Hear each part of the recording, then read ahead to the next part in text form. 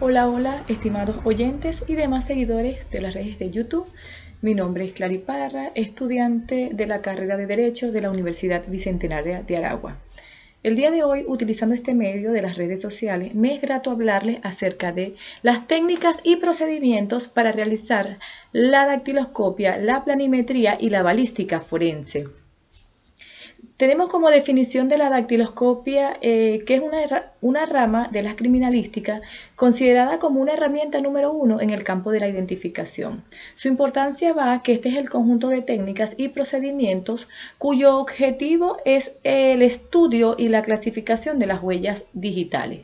Gracias a esta ciencia se puede determinar con certeza la identidad de un individuo. De igual forma, también se puede determinar si este estuvo presente en algún lugar.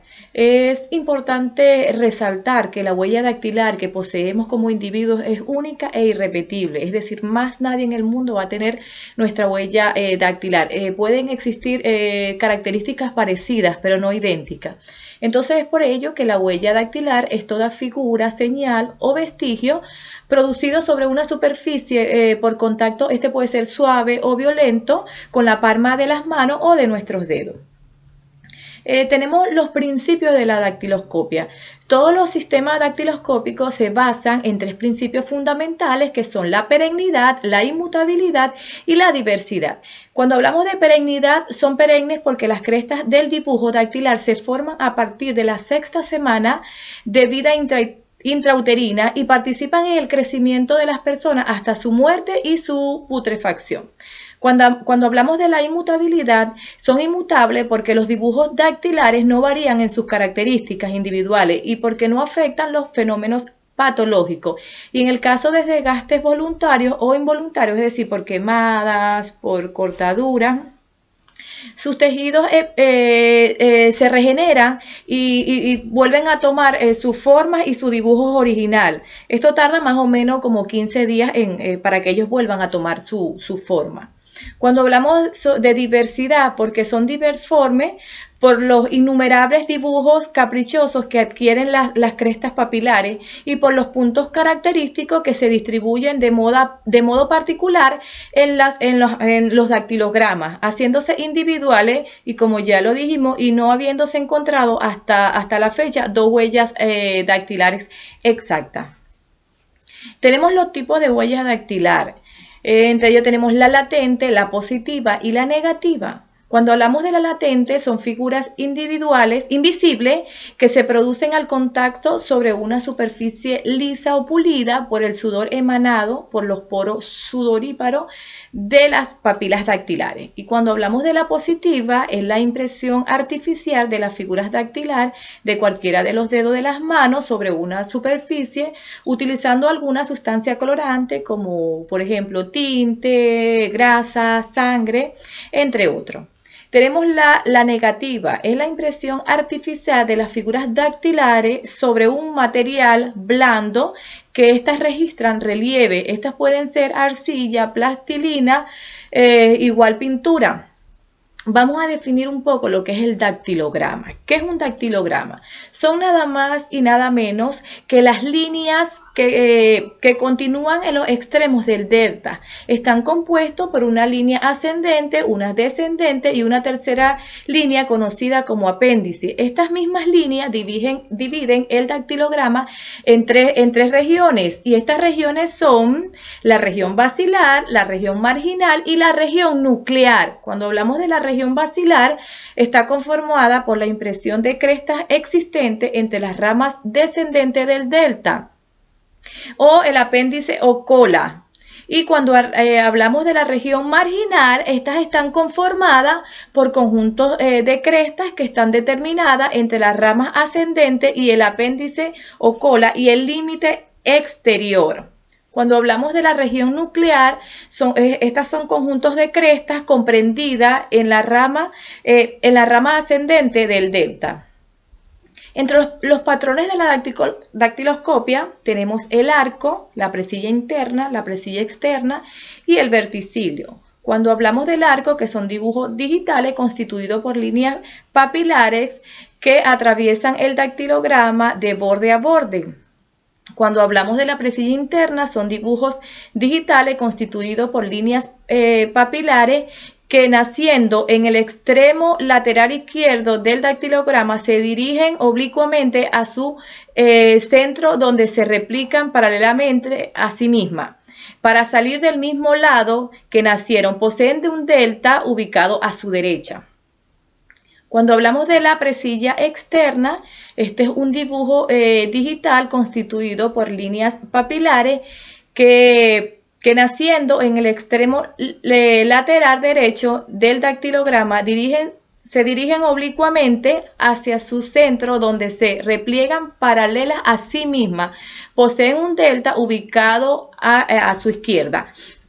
Y cuando hablamos del verticilio, este es un dibujo digital constituido por líneas papilares curvas que se desarrolla en el centro del dactilograma, adquiriendo en su conjunto nuclear figuras simétricas en forma de espirales, círculos, elipses o óvalos.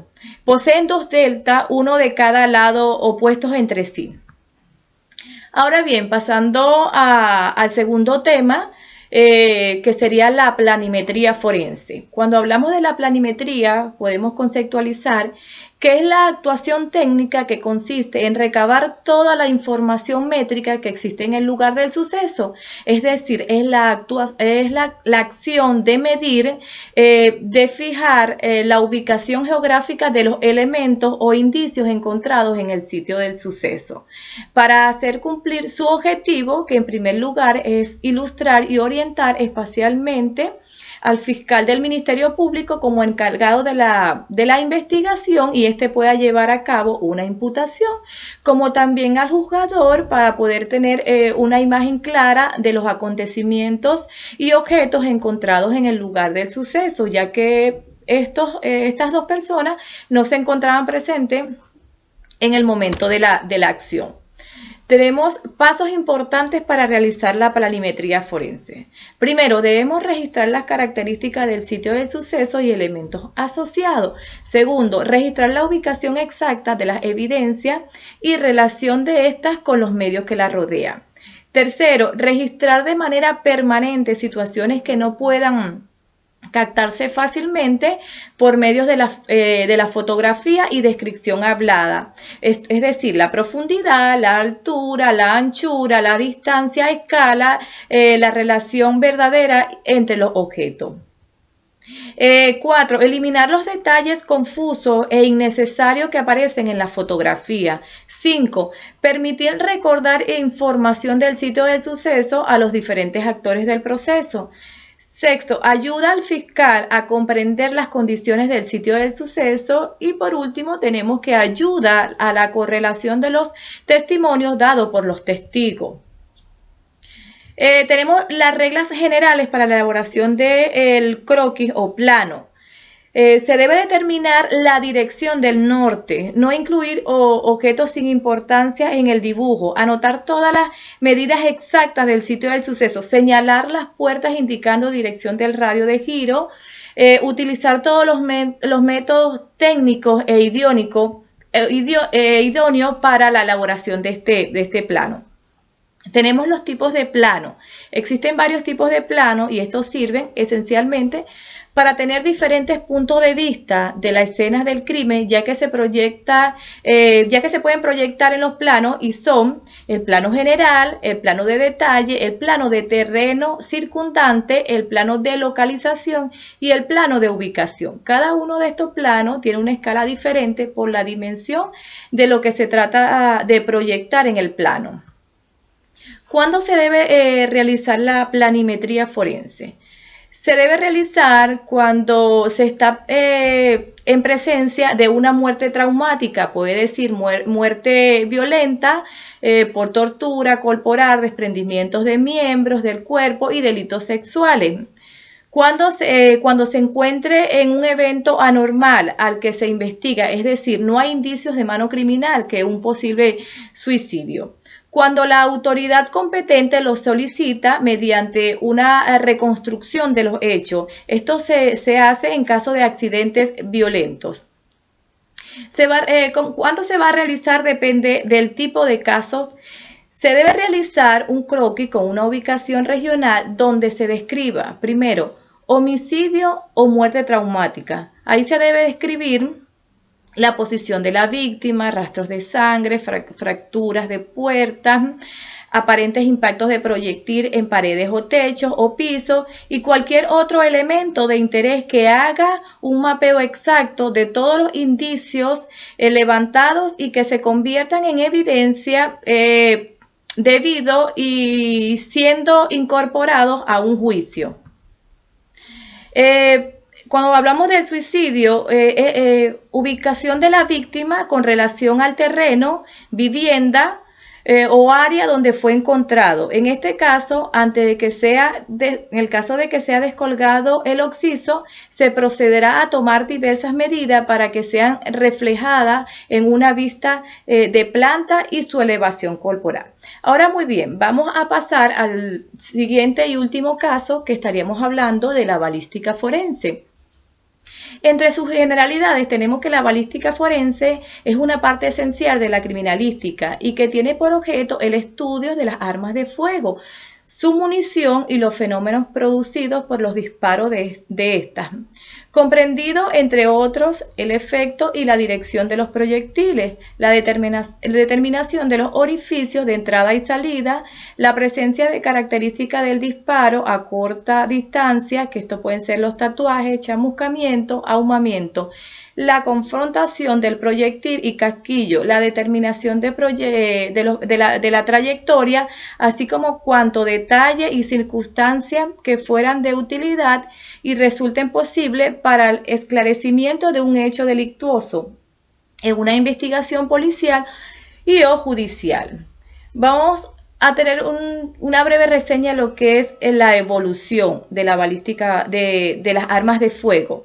Podemos señalar brevemente que la evolución de las armas de fuego se inicia en la era antropozoica, es decir, hombre después del mono, donde el hombre se agrupaba ante la imposibilidad de combatir con el animal y suple con astucia su capacidad de defenderse.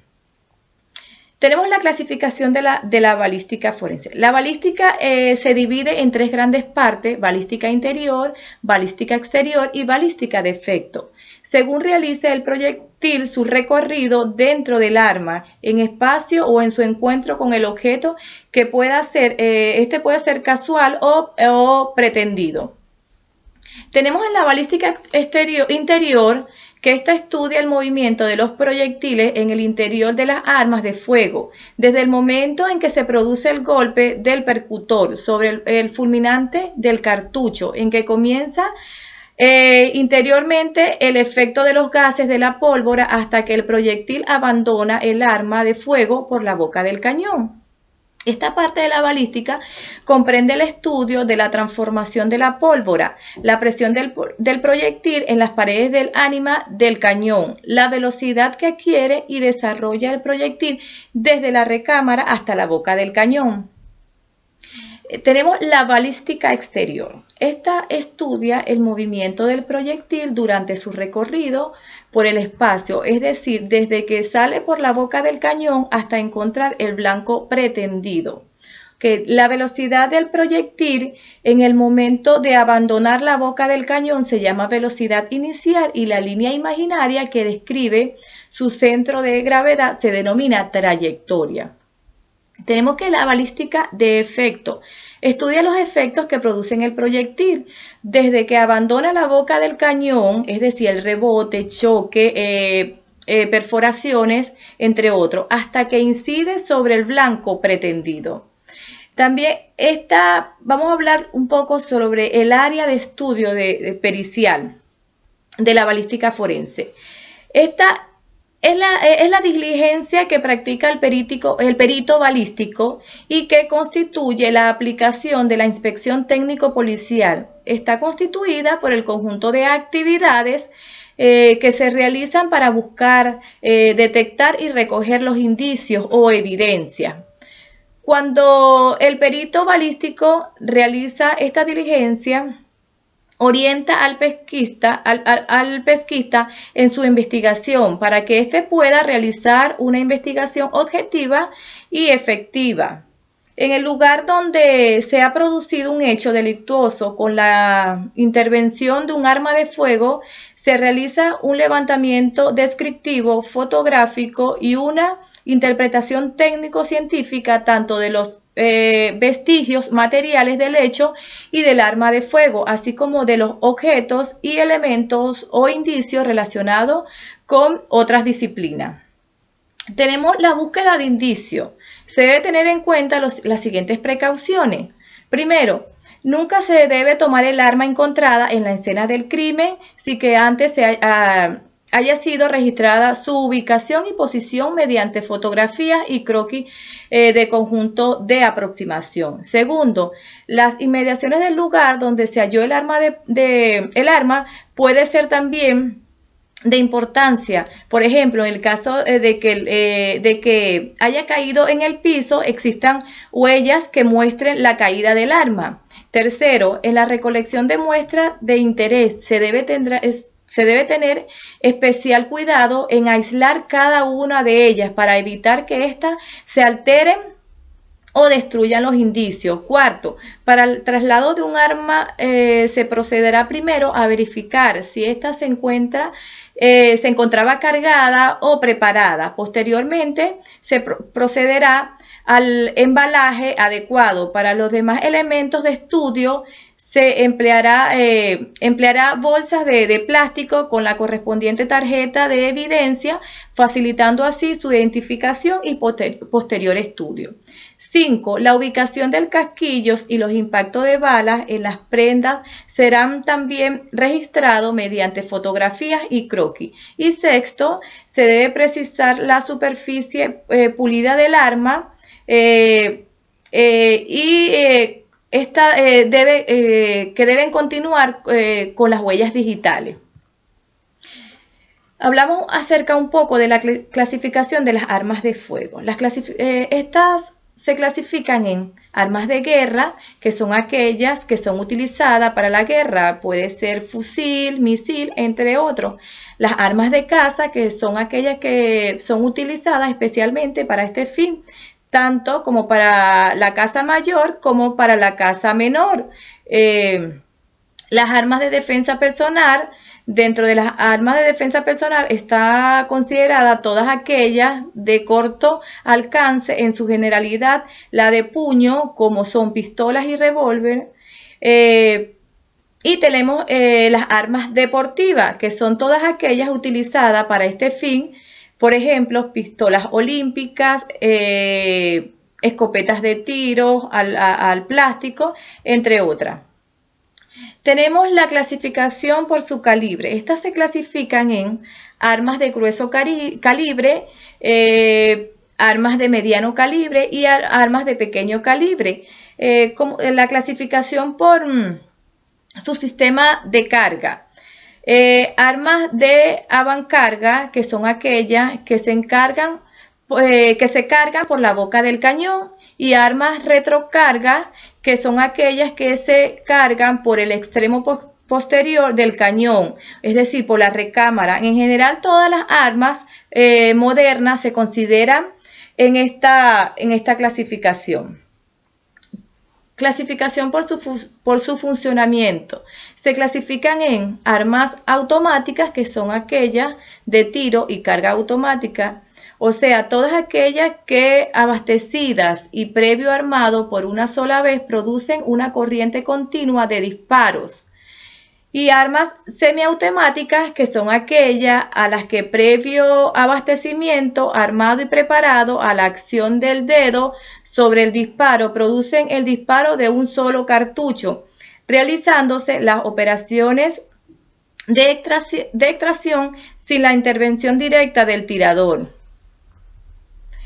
Armas de repetición, aquellas que para efectuar el disparo exigen la acción del tirador sobre el mecanismo de cierre y de obstrucción antes y después de cada disparo. Vamos a hablar un poco de su clasificación por su empleo. Primero tenemos las armas colectivas, que son aquellas que por su potencia de fuego requieren la intervención de varios individuos para su manejo. Ejemplo, las ametralladoras pesadas. Y cuando hablamos de las armas individuales, que son aquellas cuyo empleo lo hace una sola persona y no requieren la intervención de otra. Ejemplo, la pistola, las ametralladoras, los fusibles, los revólveres, las pistolas semiautomáticas, entre otros. Bueno, esto ha sido mi resumen sobre lo que es la dactiloscopia, la planimetría y la balística forense. Ahora bien, vamos a hacer un pequeño resumen de lo que ya hablamos primeramente. Tenemos que la dactiloscopia es una de las ramas de la criminalística considerada como una herramienta número 1 en el campo de la identificación, ya que es el conjunto de técnicas y procedimientos cuyo objeto es el estudio y la clasificación de las huellas digitales. Cuando hablamos de la planimetría, hablamos que es la actuación técnica que consiste en recabar toda la información métrica en el sitio del suceso, es decir, la acción de medir y fijar todas las evidencias técnicas o física, los objetos y todos los objetos relacionados a la comisión de un hecho punible. Tenemos que la balística forense es parte esencial de la criminalística y que tiene por objeto el estudio de las armas de fuego. Ya con esto me despido, gracias por su amable atención y el tiempo dedicado a este espacio de conocimiento. No olviden darle un bello me gusta a este video y dejar un reflexivo comentario acerca de lo planteado. Me despido y hasta una próxima transmisión referida al mundo de la criminalística. Chao, chao.